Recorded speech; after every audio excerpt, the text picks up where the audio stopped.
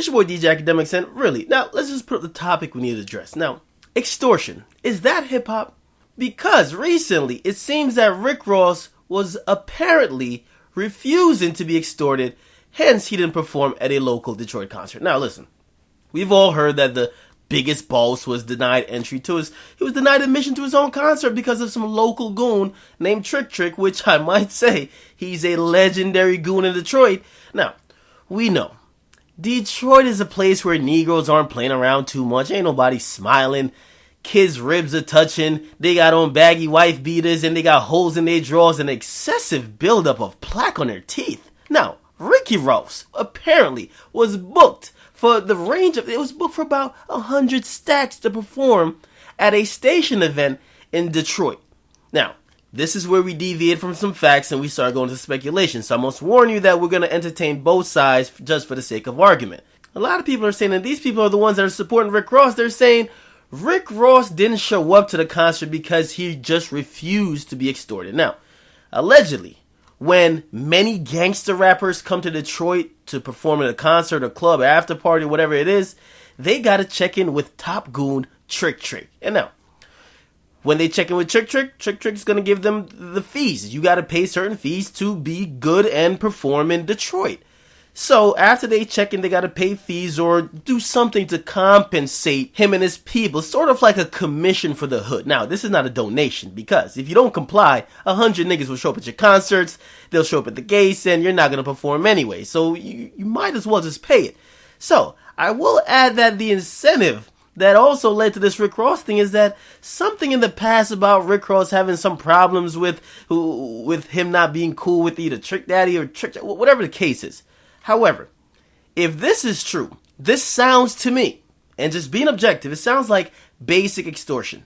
Is this cool within hip-hop? I mean, I know most people, just like me, might like Rick Ross's music. Like, we love turning up to Rick Ross's music, even though, character-wise, we're tired of him lying. The jig is up. My dude, we're not listening to your music because we think you're the biggest boss. We know you were a CO. We just like your music when it's hot. You don't need a front. Dog, you were never moving weight over the Atlantic. You were never pushing dope through your iPhone. Bro, you weren't even the biggest boss CO we've seen thus far. And you definitely don't got the chopper in your damn car. So tell the truth once in a while. Please, just switch it up.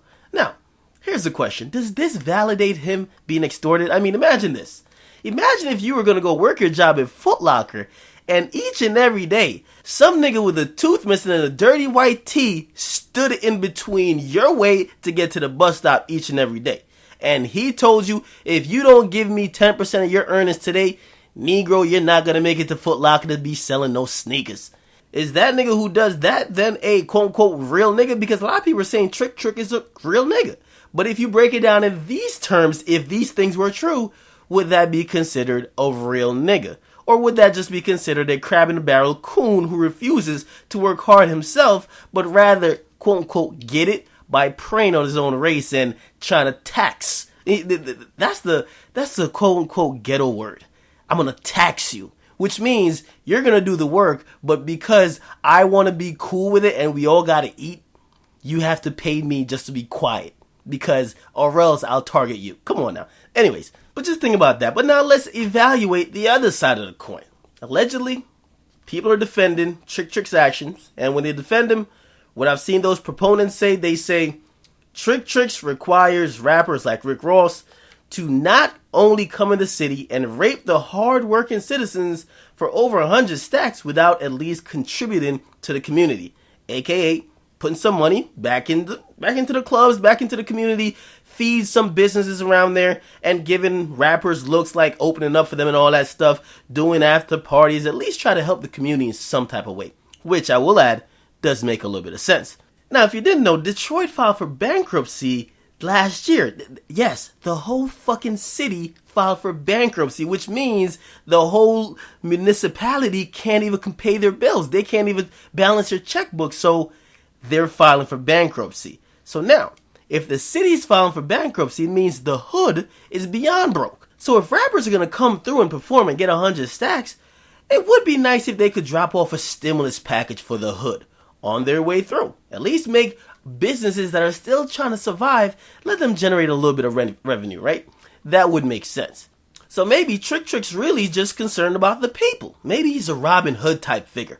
I mean, I don't know which one it is. All I'm saying is that if this is extortion that's going on, then kudos to Rick Ross for not being taken a fool, even if it meant don't perform. When you have to pay for quote unquote passes, you're being extorted.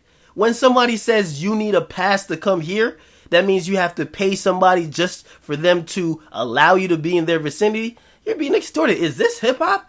It's been long ingrained in the hip hop culture that people have been giving out passes, or when people go to the West Coast, they gotta hit certain people up. They gotta get a pass. I don't know if these niggas is paying for passes or not, but is being extorted when you're a rapper or some type of performer hip hop? Because I know when a country artist shows up to Detroit, I don't think Trick's out there with 100 people saying you need to give back. So is it really just within the hip hop culture? Now, to be fair again, there's even another flip side to that. Is it that when you claim to be a quote-unquote gangster rapper, if you really aren't gangster, like Rick Ross has said, you're really not gangster. If you were really gangster, 100 niggas couldn't tell you not to perform. Nigga, you're gangster. You're moving way across the Atlantic. But when you're really not, you gotta really pay the real gangsters who you're really infringing on their image.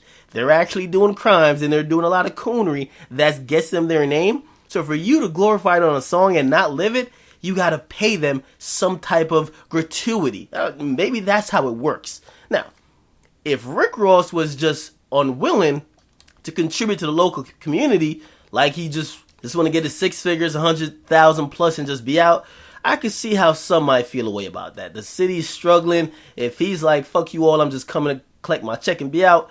Yes, but I'm not sure if that really means or that really then validates everyone from blocking him from performing. Now, this is what I'm going to open up to you guys. This is where I want to hear what you guys got to say. What do you think about Rick Ross being blocked from performing in Detroit?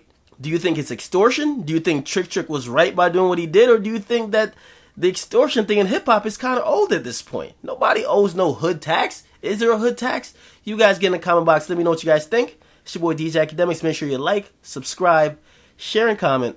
I'm out.